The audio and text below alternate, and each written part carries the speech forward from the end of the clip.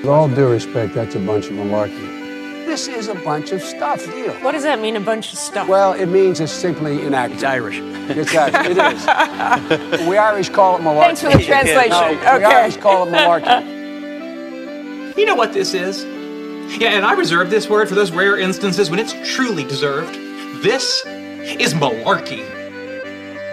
That's a bunch of malarkey. Direct from the King Spring Studios in beautiful Smyrna, Georgia. This is a bunch of malarkey. Now, here's your host, the incredible Charlie McMahon.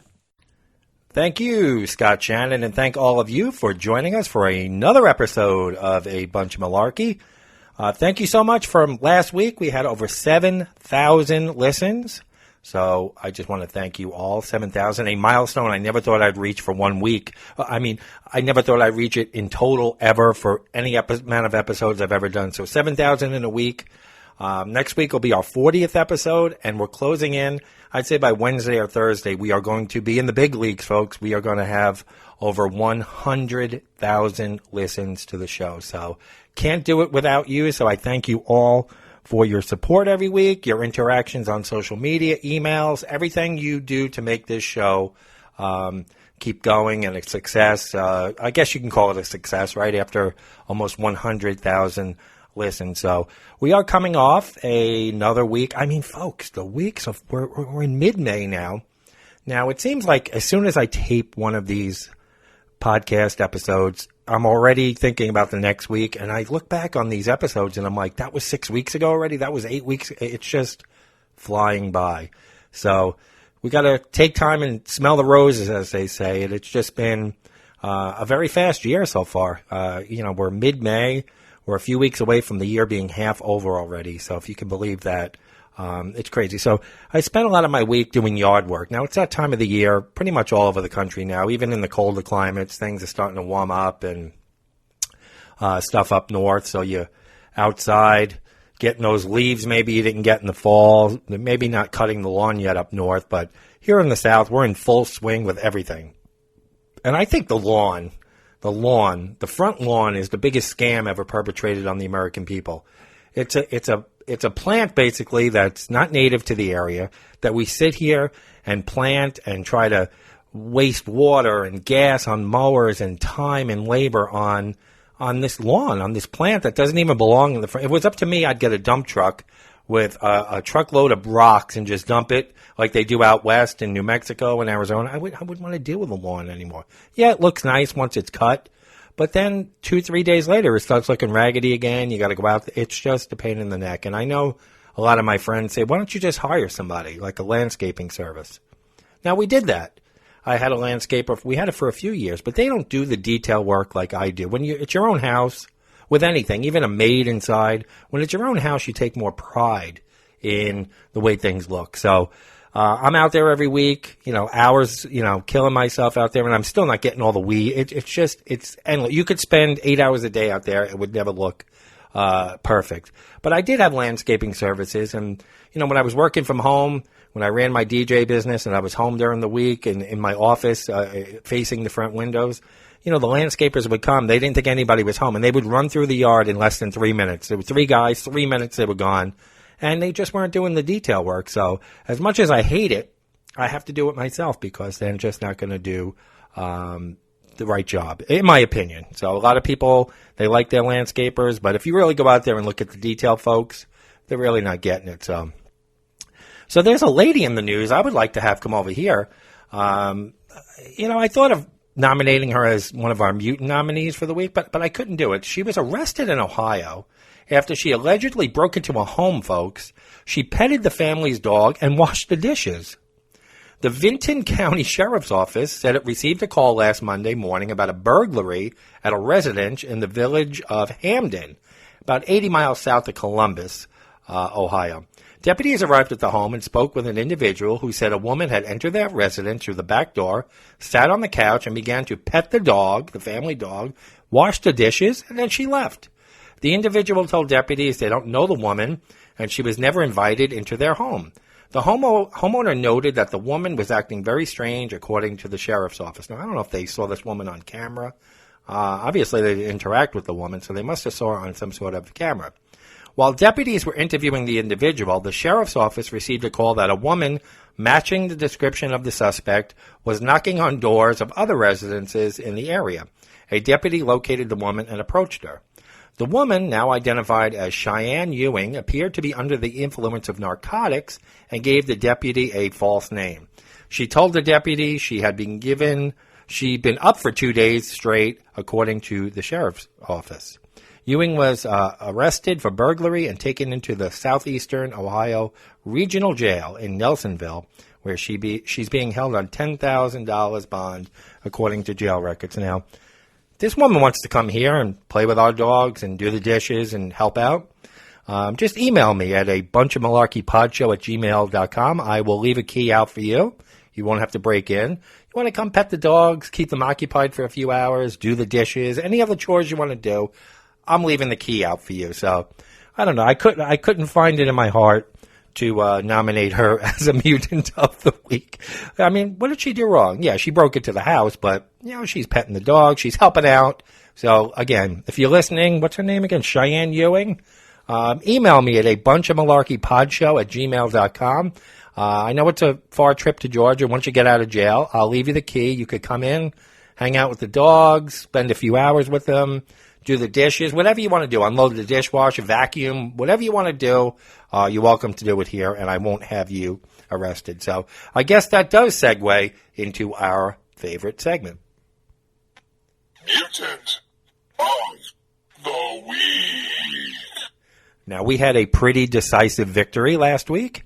Our domestic diesel debater, the guy who fought his girlfriend's son, who actually shot him a few times, arguing over which type of truck is better, Chevy versus Ford, he beat the butt-dialing burglars, the bumbling burglars who robbed a Best Buy store in Texas and then butt-dialed the police.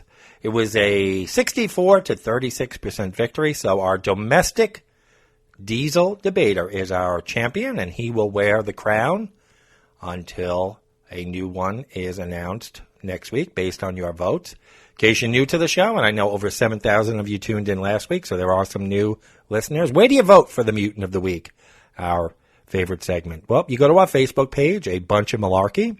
While you're there, like the page, review our podcast, and our poll for Mutant of the Week goes up every Tuesday morning and ends Saturday late morning, early afternoon, evening, really depends. So you get almost 5 full days of voting. So our Mutant of the Week poll is up on our Facebook page. So who do we got this week for our nominees? Our nominees, our first one comes out of where else, folks? Florida. Haines City, Florida.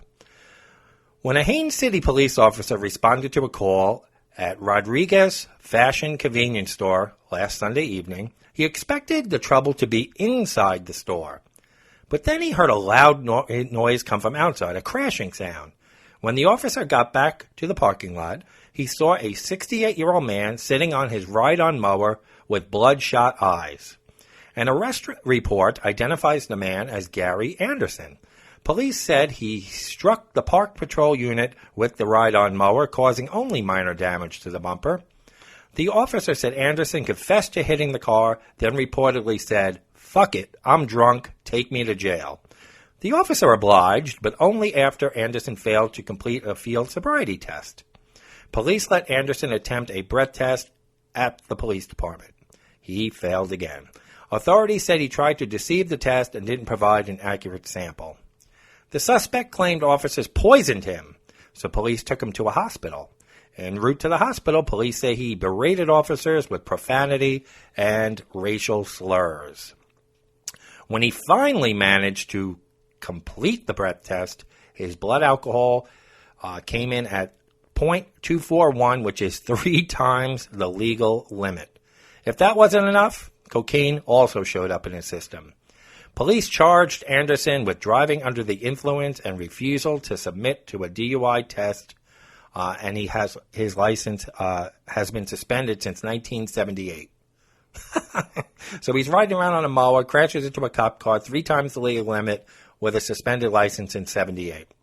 Let's call him the John Deere Drunk. So the John Deere Drunk out of Florida is our first nominee. And our second nominee, guess what, folks? It's coming out of Florida, too. You can't make this crap up. It's all out of Florida. We should just keep it to Florida because that's basically where they're all coming from every week. So we go back down to Florida, where a Florida fugitive wanted on drug charges tried to elude deputies surrounding his home on Thursday by donning a long, blonde female wig and riding off on a bicycle, the Brevard County Sheriff's Office said. The wig didn't work, and agents caught up and arrested Robert Bobby Walls soon after, watching him ride away on the bike wearing the wig, deputies said. Walls later admitted he put the wig on in hopes that officers wouldn't recognize him and that he'd avoid arrest. Investigators had set up a perimeter around the residence after getting a tip he was there. Walls' warrant was one of over 100 in a significant drug investigation by the sheriff's office. Walls was charged with conspiracy to possess controlled substance, solicitation to sell a controlled substance, and unlawful use of a two-way device. So here's the moral of the story the sheriff's office posted on its Facebook page. Don't sell drugs, and then you don't have to worry about going to jail. Don't try to hide from law enforcement if you have a warrant, and above all else, do not wear a hideous wig while trying to run from the popo on a bicycle. So our second nominee, let's call him the Wanted Wig Wacko. So we got a pretty good match this week. I don't know who I'm going to vote for yet. The John Deere Drunk, the Wanted Wig Wacko. Both out of Florida. Voting begins on Tuesday, early morning, 4 or 5 a.m., and runs through midday on Saturday. So make sure you get your votes in. Again, we have that same core of voters. Let's get some new voters this week. I know a lot of you are listening, but a lot of you aren't voting. So go to our Facebook page. I know with podcast folks, people just want to listen, go about their day, forget about it until the following week. You don't want to really do a lot of interaction. I get it. But if you're sitting around on your phone scrolling through Facebook, go to our page, like it, and give us a vote. Now, I mentioned last week, the Kentucky Derby happened last week, and it was controversial. Now, the Kentucky Derby is the first jewel of the Triple Crown, the Run for the Roses. It's classy. You have people dressed up that go to the Kentucky Derby. It's a very classy event. A lot of the parties people have at their homes are classy. I mentioned people wearing those hats and dressing in these sharp suits and having these Kentucky Derby parties, sipping mint juleps and all kinds of other Kentucky mules, and it's a very classy operation. Now, the second leg of the Triple Crown is called the Preakness Stakes. Now, the Preakness Stakes is coming up this coming Saturday, May 18th. Now, you may just think it's a horse race, folks, and I always thought that. I always thought it was the second leg of the Triple Crown. You hope that the Kentucky Derby winner wins at the Preakness, so then in June, when the Belmont in New York, the Belmont Stakes comes, you can root for someone to win the Triple Crown. It's kind of a buzzkill when a different horse wins the Preakness that won the Kentucky Derby. Then you don't know. Then you know that there's not going to be a Triple Crown winner, and you don't really take a big interest in the Belmont unless you live in the New York area and you go to the event because it's a nice day out, But I went to the Preakness. Now, this is going back when the Preakness was in its heyday. I want to tell you all about the Preakness, folks. And it's not a horse race. Well, it's a horse race, but it's not just a horse race. Now, the track is a little over a mile. Now, there's a big grass infield in the center of that track. Just like a school track that you run around, there's that grassy center. Now, in the center of that horse race track at Pimlico, that's the name of the track in Baltimore, a very bad area of Baltimore, I might add. I'll get into that in just a minute. In the middle of that infield, it's a grassy area, and there's a party that goes on at the Preakness that not a lot of people are aware of. If you've been there, you know what I'm talking about. If you haven't, we're going to talk about it. I don't know if I want to say the pleasure, I had the experience of going back in 2002. Just so happened it was May 18th, 2002, the same date that it's going to take place this year. Now, I had no idea. Like I said, I thought it was just a horse race, and I had a we were out to dinner. A couple of guys I worked with. I was working for a technology company. I was living with my girlfriend at the time in Long Beach, New York. We went out to dinner with a group of friends from my job, and they said to me, Charlie, do you want to go to the Preakness in a couple of weeks? I said, well, Preakness, you mean the horse race? They said, yeah. So I said, no, why would I want to go to a horse race? So my girlfriend looks at me and says, go, the guys want you to go to the horse race. Go to the horse race. And I'm like, it's in Baltimore, though. It's like a 4-hour ride from here. They're like, yeah, we'll stay at a hotel. Maybe we'll go to a Baltimore Orioles game if they're in town, if they're home. We'll make a whole weekend out of it. So I thought about it, and I said, all right, I'll go. So we get home, and my girlfriend's like, why wouldn't you want to go to the horse race? I said, well, I'm really not interested in horses, but you talked me into it. So I get to work on Monday. And the guys are all laughing. They're like, your girlfriend doesn't realize what she talked you into. If she knew what went on there, she probably would have said, no, you can't go. I said, what are you guys talking about? They go, you never heard of what happens at the Preakness. And I said, no, I thought it was a horse race. Oh, they start dying laughing. They go, wait till you go. So I just want to give you a little background on the track and where it is and what goes on. And then I'll tell you my Preakness story from 2002. The Pimlico Racecourse is a thoroughbred horse track in Baltimore, Maryland, as I stated. It's most famous for hosting the Preakness Stakes. Its name, where does it come from? The 1660s, when English settlers named the area where the facility currently stands in honor of Old Ben Pimlico's Tavern in London. The racetrack is nicknamed Old Hilltop after a small rise in the infield that became a favorite gathering place for thoroughbred trainers and race enthusiasts. It's currently owned by Maryland Jockey Club. Pimlico officially opened in the fall of 1870, so it's a pretty historic place, folks, with the Colt Preakness winning the first running of the Dinner Party Stakes. So now you know where they get the name. 3 years later, the horse would have in 1873 Preakness Stakes named in its honor. The track is also noted as the home for the match race, which Seabiscuit beat War Admiral in the second Pimlico Special on November 1st, 1938, before a crowd of 43,000. The capacity of the stadium is 98,983. In a century plus since its opening, Pimlico Racetrack has weathered much outside history, including the 1904 Great Fire of Baltimore. It's still standing. The Great Depression of the 1930s. Several notable Baltimore riots. Pimlico also survived Prohibition and an anti-gambling movement in 1910. Alfred G. Vanderbilt once said, Pimlico is more than a dirt track bounded by 4 streets. It's an accepted American institution devoted to the best interest of a great sport, graced by time, respected for its honorable past. End quote. The races held at Pimlico, especially the Preakness, draw spectators from all across the Mid-Atlantic region. Attendance ranges from 90 to 130,000, including the infield. Now, it's known as I said earlier, the middle jewel of the Triple Crown.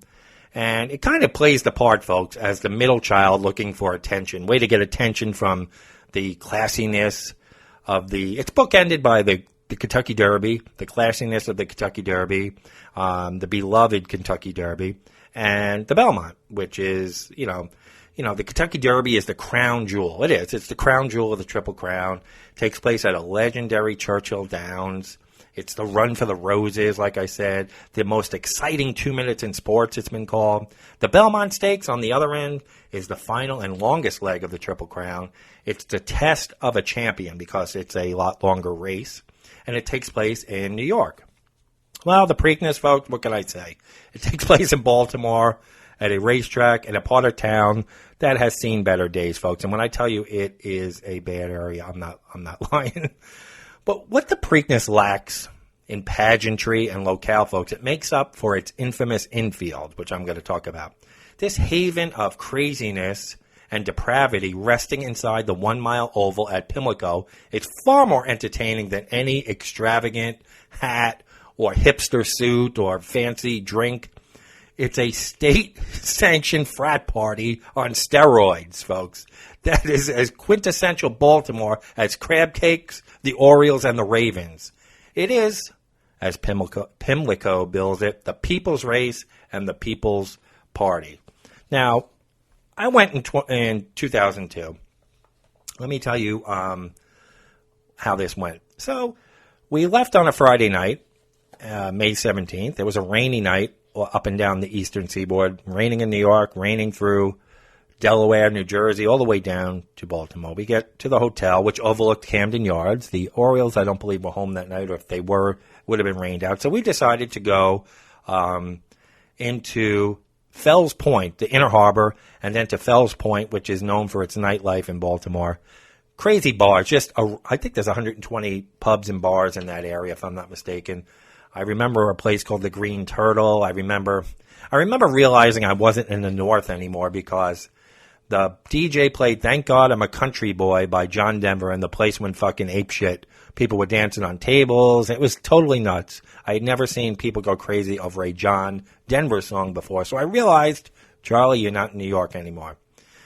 Well, the next morning, we went out, got drunk. We were hungover the next morning. Now, next morning, we drove to Pimlico, the racetrack. Now, there's not a lot of parking, not nearly enough parking to support 120,000 plus in attendance. But there are, however, people in the neighborhood who are more than willing to take your money for you to park on their front lawn. People who are in desperate need of money charge you $50 for the day, park 6-7 cars on their lawn, and they make their scratch for.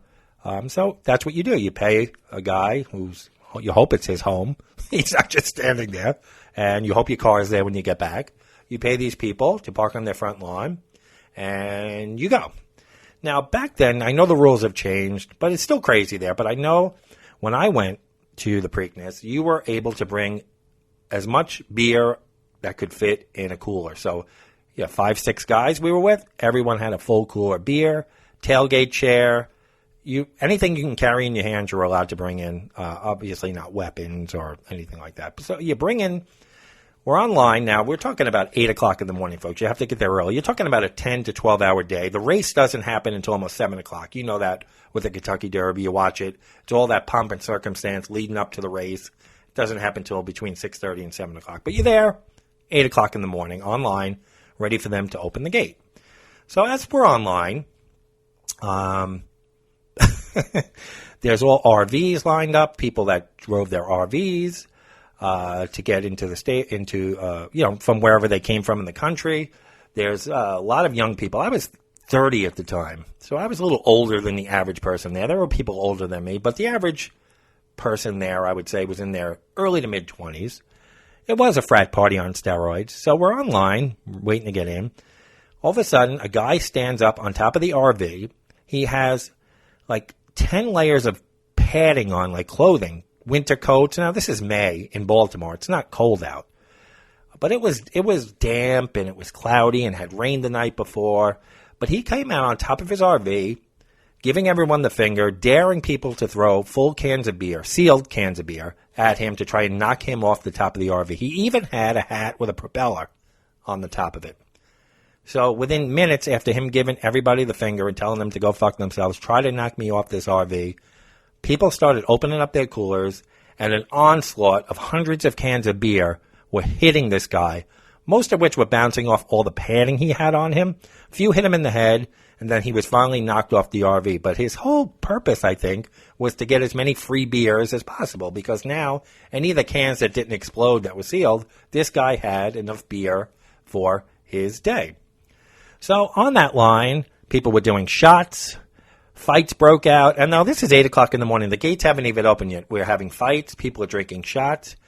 A guy 2 to 3 places in front of me on the line grabbed a bag-in-the-box wine out of his cooler. You know what they are, folks. That box with the tinfoil bag inside with an adult Capri Sun, basically, on steroids with the little spout. People started cheering for him. Go, go, go, go. So he rips the cardboard box from around the bag. Now he's just holding the bladder, the inside part of the bag-in-a-box wine. He takes his car key and he punches a hole in the silver bag and starts shotgunning the entire bag-in-a-box wine. This is 8 o'clock in the morning as the crowd chanted his name and go, go, go, and drank the entire bag-in-a-box wine. How this guy was still standing after that. So they finally let us in. Now, you get to the infield, you cross the track, you get to the infield. Now, a lot of it's grass, but because of the rain the night before, it's mud. It was like Woodstock out there. There's tents set up with gambling tents where you can bet on all the races. There's a lot of races that lead up to the actual Preakness. So you're gambling all day in there. There's tents with bars set up. Nowadays, folks, there's stages set up. The Pitbull played there a few years ago. It's very commercialized now. Back when I went, it was still in its rough stages where basically bring your own – you're not even allowed to bring your own beer anymore. You get a refillable cup, which they fill all day. You pay a flat fee, and they fill it all day until you can't stand. But you set up your little area on the infield where you wanted to sit. Now, there's porta potties. There's hundreds of them lined up because that's the only place to go to the restroom. Now, what they do is people run across they were spaced right next to each other. So people would get hoisted up on their friend's shoulders, and people would have races on top of the porta potties, like 50-yard dashes across the porta potties for beer, for money. So if you're in there taking a piss, all of a sudden you hear stomping on the roof like somebody's about to fall in the porta potty. So people run across the tops of the porta potties, dashes. People stand on the porta potties trying to have people knock them down with full beer cans again. I don't know what this obsession is with getting knocked down with beer cans. So girls exposing themselves all day for beads and for beer, taking their top and bra off and exposing their breasts, just like they do in New Orleans at Mardi Gras all day long. We saw people having sex in the mud, fights galore, passed out people in the mud. Occasionally, folks, you hear horses go by and you realize, holy shit, I'm at a racetrack. You don't realize that all day long you're just drinking and partying, and people have radios and there's music, and then you hear galloping and you look and you see the horse go by and you're like, oh shit. Who won that? You try to look up and see who won that because you might have had a bet on that race. But most of the people attending couldn't care less about the races, the horse. There's two distinct events going on at the Preakness, folks. One's on the track and one's on the infield. And there's no connection between the two whatsoever. Early on, folks, when you get there, it's clear, walking around the muddled infield, that you're not there for a horse race. There's no visible view of a finish line from where you are. You just see like the backstretch. And if you can handle the odor of the adjacent porta potties, you'll go over to that area because that's where they line up the porta potties. You can probably see it on Saturday. Again, I don't know if it's changed all that much. They used to line the porta potties down the backstretch along the infield. There are screens displaying the races, if I remember correctly, but no one seems interested at all. Everybody's just interested on what's going on in front of them. There's just a very big disconnect, folks, between what's going on, the madness that's going on in the infield, and the action that's actually taking place on the track. Back in 1999, I believe, no one drinking in the infield actually knew a drunken spectator ran on the track and then punched a horse in the face. I think his name was Artax, who was favored to actually win that race. In 2016, there was never an announcement, or nobody on the infield even realized that 2 horses died during the first 4 races. I don't think anybody in the infield even knew until they went home and sobered up, whenever that might have been. So I think many of the college-aged people going, revelers I should call them, going on Saturday, this Saturday the 18th, they're not going to remember, or they were too young to experience the height of the infield's rowdy days 15 years ago when I went. You could bring your own beer, and you watched wasted dudes race atop of those porta potties, and pelted them with beer cans until they fell off. You can see them, folks. If you go to YouTube, there's some classic YouTube videos, and all that craziness led the Maryland Jockey Club, I think in 2009, for banning the bring your own beer tradition and separating the porta potties so people couldn't run on them anymore.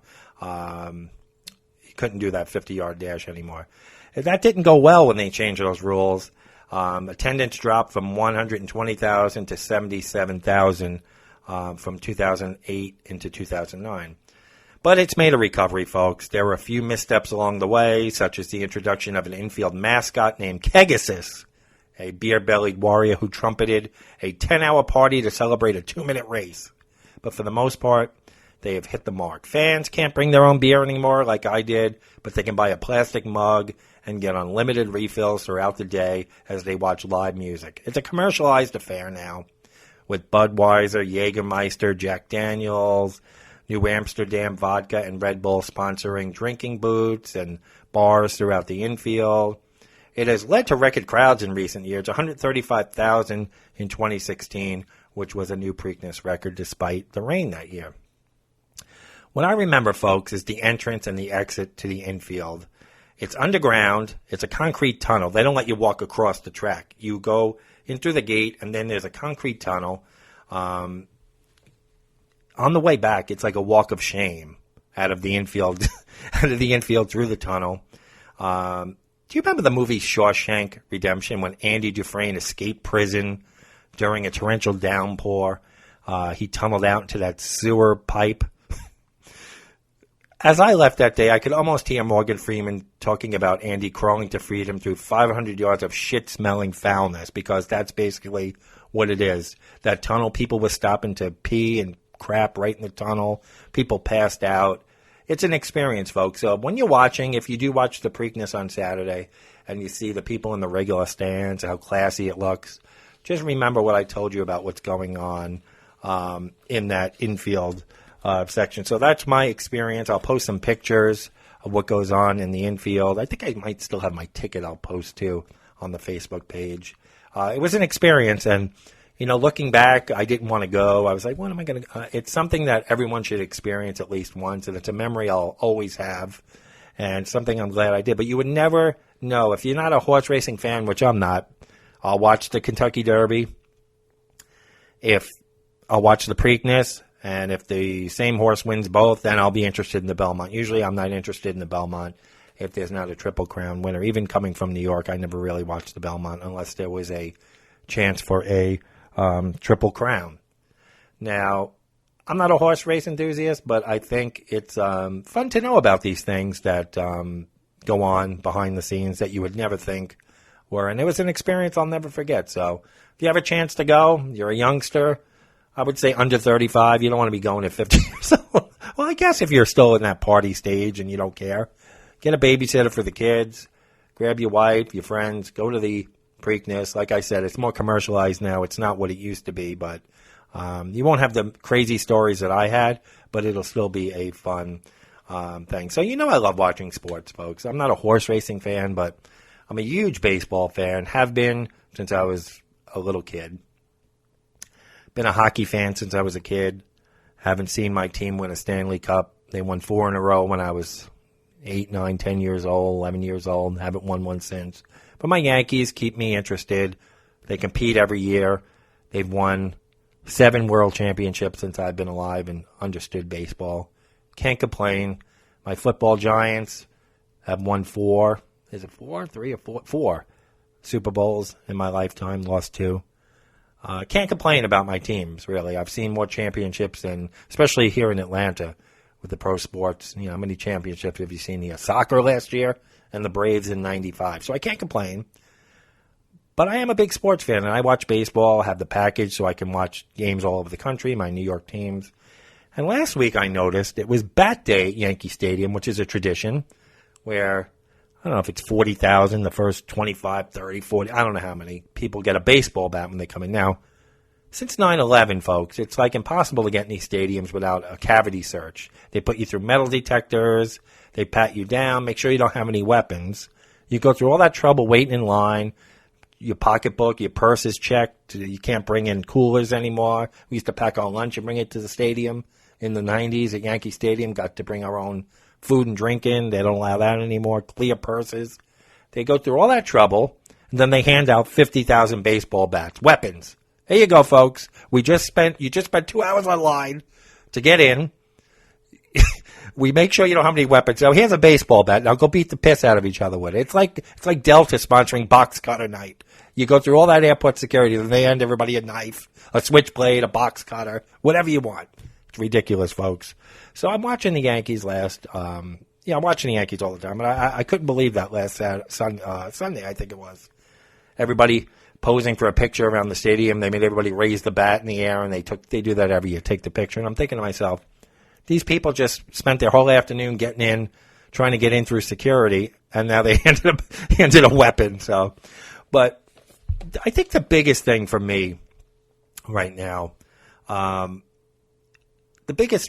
love baseball the most. I mean, I'm interested in hockey again because my team's getting good again. I'm not a fair weather fan. I stick with my teams.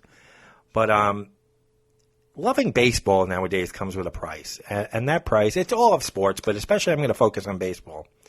The militarization of sports, especially Major League Baseball, it's starting to get a little annoying to me. Now, I'm not an anti-patriotism person. I want you to hear me out on this. I'm not going to try and get too political, but it's something that's been annoying me for a long time. Now, think about it, folks. If you showed up at your job and suddenly someone showed up with a big flag and unfurled it, and people started singing the national anthem when you walked into the office in the morning, wouldn't that seem strange to you? Sports basically has nothing to do with our military.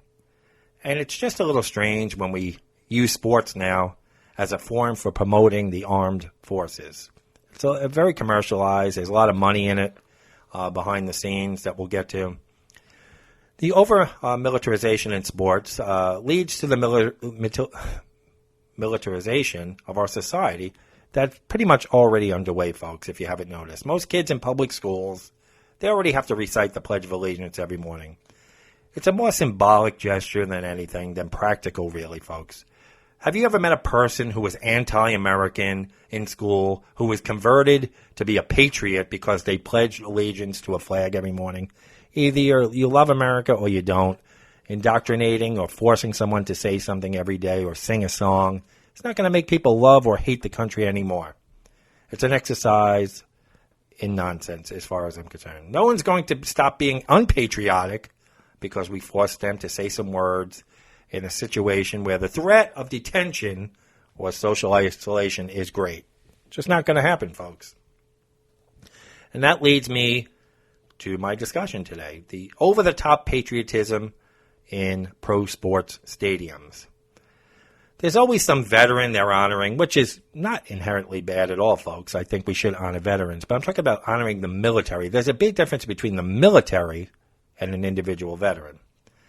The singing of our national anthem, military flyovers, different sponsors claiming rights to people's respect for the armed forces, even during Memorial Day weekend and 4th of July weekend, Major League players wear military-inspired camouflage uniforms now. Have you noticed that?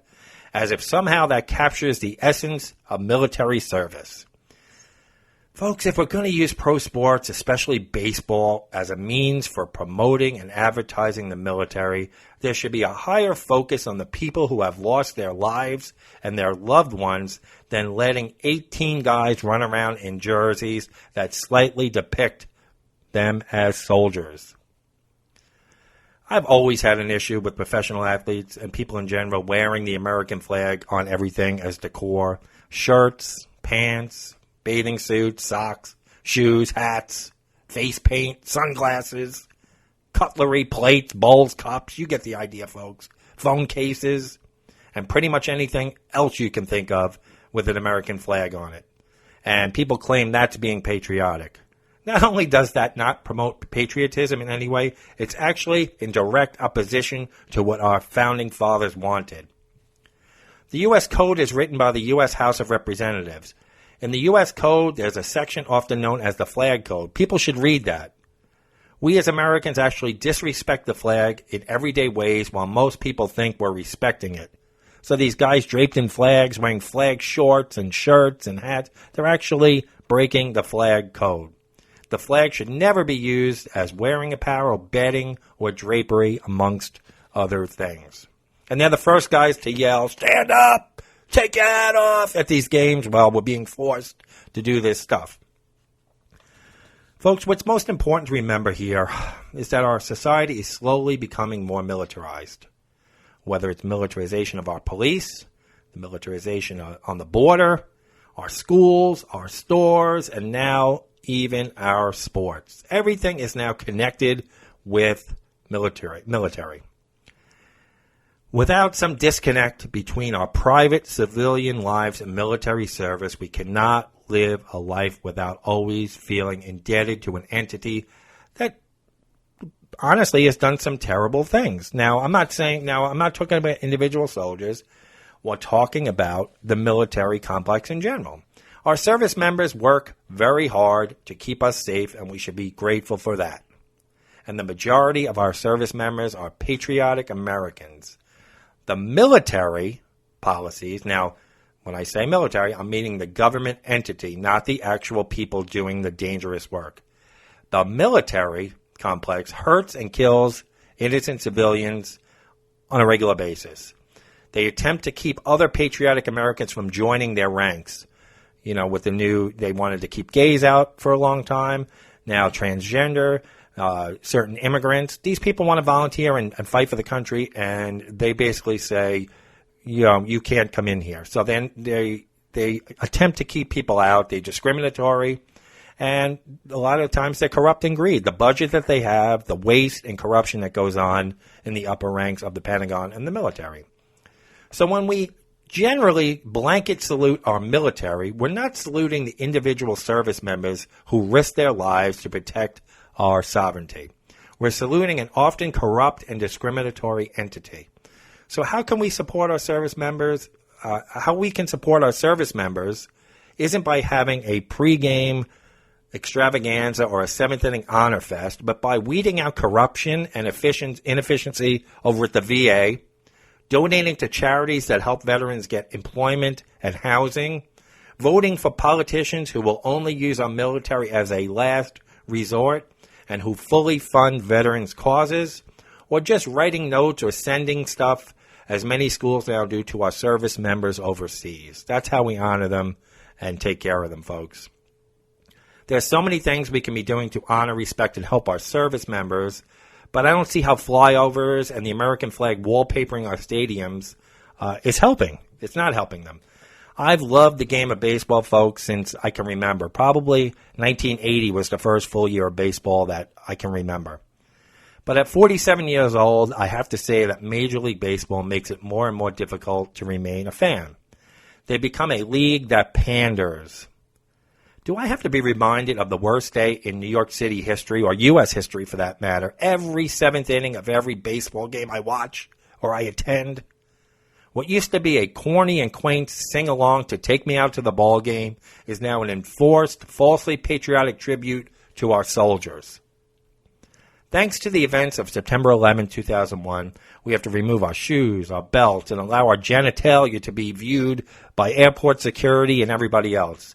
Folks, I gladly walk through a metal detector naked and submit to a full cavity search if it meant the end of playing God Bless America during the seventh inning stretch and the other phony patriotism at baseball games. One of the greatest things about attending a ball game is the nostalgia that comes with it, the experience of being transported back to your youth. You never forget what it was like the first time you walked through that tunnel and saw the green grass of the stadium, smelled the food, heard the sounds, the crack of the bat, whether it was with your dad, your friends family, whoever it was with, the organ music between innings, the hot dogs, the look and sound of batting practice. It's ingrained in me, folks. One of my few crazy acts, well, you know about my my heckling, my Albert Bell story, but was to sing along during the seventh inning stretch to take me out to the ball game. You all sang together. It was fun. It was one of those times where I didn't mind being a bit silly. Somewhere along the line, folks, I blame the Yankees for this. It went away. And this was right after 9/11. It became the norm to play God Bless America in the middle of the seventh inning, either before or instead of Take Me Out to the Ball Game. At first, it was only Yankee Stadium that foisted this thing on us. But lately, almost all stadiums have taken up this practice. Whose idea was it to remind us of the worst day in New York City's history during the middle of a ball game? We attend a game to escape the pressures and tension of real life, not to be whipped into a propaganda state. There is no greater buzzkill than this morbid trip down memory lane. I understood it for the first year or so. New York City, although we bounced back quickly, I lived in New York at the time. After a year, it was enough. I have nothing against God Bless America, the song. It's not a bad little melody, actually. I like it more than the Star Spangled Banner. I like America Beautiful better than all of them. And I would have no problem putting it at the beginning of the game. Here's a thought. Maybe play God Bless America instead of the national anthem. Maybe once a week or so. Maybe on Sunday. Since people go to church on Sunday and they're thinking about God, and God is prominently featured in the title and lyric. What would be wrong with that? Before each singing of God Bless America at Yankee Stadium and at other stadiums, many teams bring out a veteran onto the field to honor, from a recent war in Afghanistan or Iraq, or as far back as World War II. I have absolutely no issue with this at face value. But in addition to military veterans, our communities are full of everyday heroes who we rarely recognize or honor. Nurses, teachers, addiction counselors, community organizers, social workers, coaches, fire personnel, police, first responders, probation officers, and other civilians who struggle to keep Americans from slipping toward despair, sickness, and violence.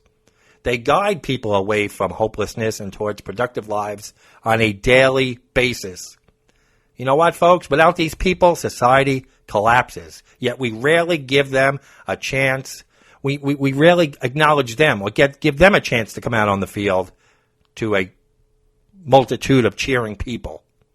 That honor is reserved for those whose individual merit may be limited to their choice, perhaps motivated by a variety of factors, those who put on a military uniform. Way back when soldiers were part of our society, people recognized them as ordinary human beings. Now with the emergence of the all-volunteer army, the draft is gone, society has transformed the burden of war to a small, self-contained cross-section cut off from the American mainstream.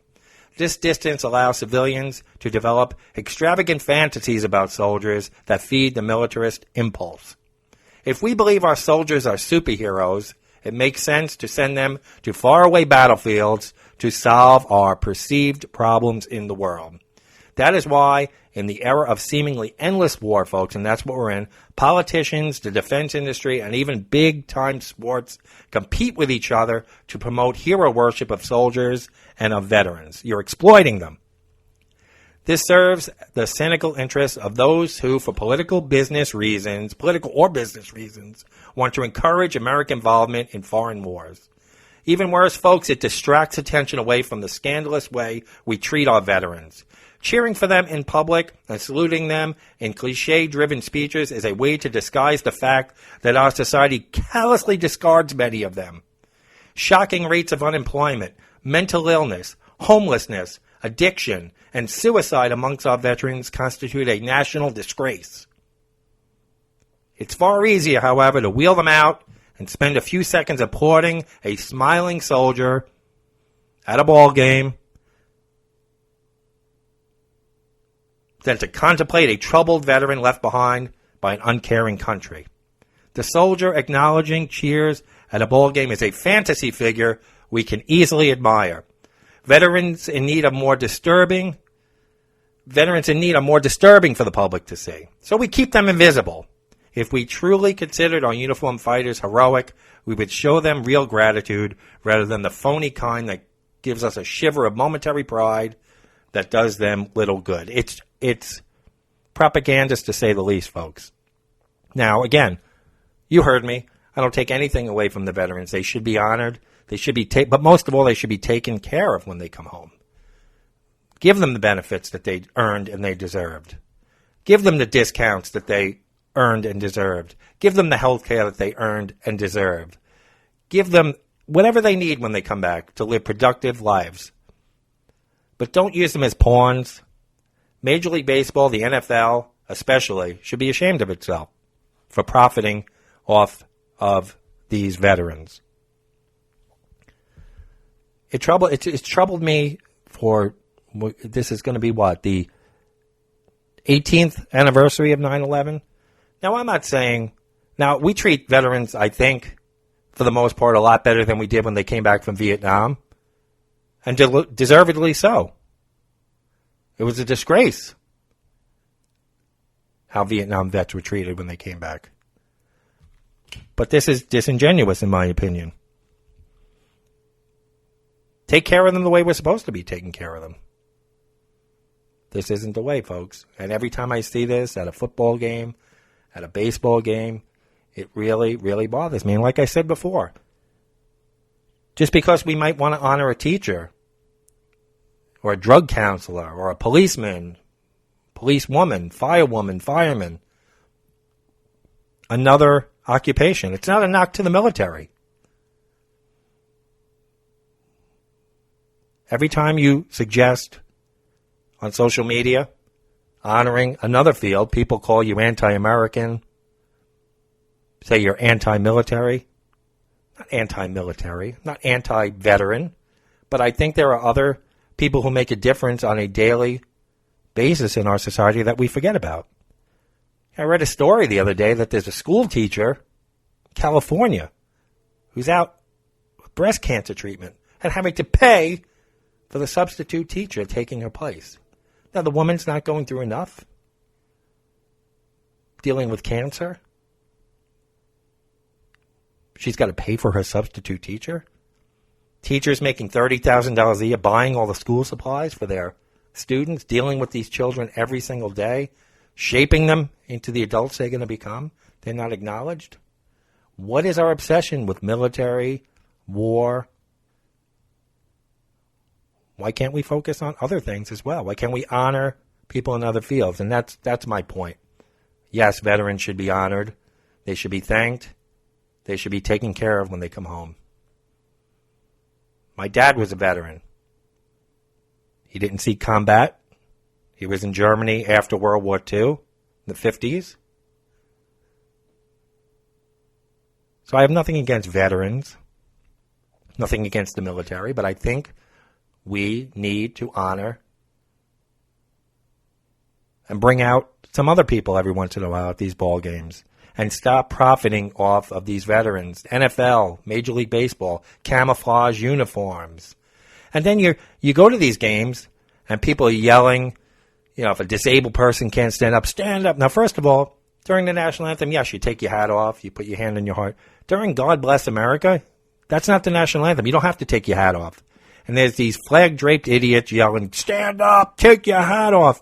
Meanwhile, if you interviewed these people, they couldn't tell you the difference between Memorial Day and Veterans Day. We talked about that last year, folks. People don't know the difference between Memorial Day, Veterans Day. They think 4th of July is a military holiday. That's the problem I have. Get your holidays straight. First, know the basics. Know what Memorial Day is. Know what Veterans Day is. Know what 4th of July is.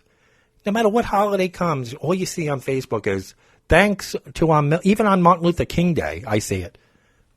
Thanks to Martin Luther King. Thanks to our military. What does the military have to do with Martin Luther King Day? Or President's Day? The military has seeped into everything. Again, they deserve their due respect and their props, but folks, why do we shit on protesters in this country? The protesters that earned labor rights, women's rights, gay rights, voting rights, civil rights. No war was fought for that, folks. The people, unarmed citizens of our own streets, in our own streets, did that. But yet we thank the military for everything. Again, let's thank them when it's warranted. Thank them for their service. But everything doesn't involve the military, and I think sports has gotten out of hand with that. So that's my rant for this week. Every game, folks, every game for 18 years I have to watch. Now they banned Kate Smith at Yankee Stadium. They played her version of God Bless America. They found some racist song she sang back in, I don't know when. But you didn't know Kate Smith sang those songs 20 years ago, 30 years ago? You're just digging this up now? They banned her from Yankee Stadium, from Philadelphia, from the Flyers games. They have a statue of her outside the arena. They put a black tarp over it now. How do you not know this? Or you just knew and didn't care, and now that people are bringing it to your attention, you have to cover your ass. So, again, take me out to the ball game. Let's have some hot dogs, Cracker Jacks, popcorn. Let's enjoy going to events again. Why does all this crap have to be jammed down our throats at games and concerts and sporting events. And, I've never gone to a job where we had to sing the national anthem before work. And that's what this is. This is entertainment and work for these athletes. So that's my rant about the militarization of, I call it professionally produced patriotism, because that's what it is. It's all fakely, professionally produced, and people buy into it. I just have a more expansive mind than most. I don't buy into it. So, where do you find us, folks? You had 7,000 people tune in. Where do you tell your friends we are? Well, we are on iTunes, Apple Podcasts, Google Play, Spotify, iHeartRadio, TuneIn Radio, Radio Public, Castbox, YouTube, and Stitcher. If you have an Amazon Echo device, just say, Alexa, play the podcast A Bunch of Malarkey, and she will play the most current episode. Now, next week, right now, I have tentatively scheduled a Grammy-nominated recording artist from the 1980s, say, the early 80s, scheduled to be on the show. This is going to be a taped phone interview I'm going to have with this person. I'm not going to give it away until it's done, because I don't want to, in case there's a postponement or delay, I don't want to tell you guys anything. But that's the scheduled show for next week. I'll give you some hints throughout the week about who that might be. I think you'll enjoy it. I think you'll enjoy this person's music. I think you'll definitely know one or two of this person's songs, going back to the early 1980s. So hopefully this person will be on. I will be in touch with this person on probably Wednesday, and hopefully get the interview taped before next week's show. Really hoping to have that for you next week. So something to look forward to. We'll pivot a little bit from this. This week was a little weird, right? We had funny Preakness stories, and then my little rant about militarization. So I want to hear what you think about. I want to know if you've ever been to the Preakness, and if so, we want to hear your stories. I'll post some pictures, and let me know what you think about the seventh inning stretch now. Sports turning into militarized events, and jets flying over, and Marine Corps bands, and Take Me Out to the Ball Game being not taken away or substituted with God Bless America, and honoring veterans at every sporting event. Do you think we should honor other fields of work, teachers, some of the people I named, in conjunction with the military? You think we should just get rid of it altogether and make it a fun sporting event? We want to hear your opinion, folks. So make sure you comment on our Facebook page. Again, Mutant of the Week. Voting starts on Tuesday, ends on Saturday. And folks, as I always say, whether you're at a baseball game, a hockey game, a football game, or even at the Preakness, you have to beware, because it's a shit show out there. Thank you so much for joining us. This has been A Bunch of Malarkey. Take care, everybody. Talk to you next week.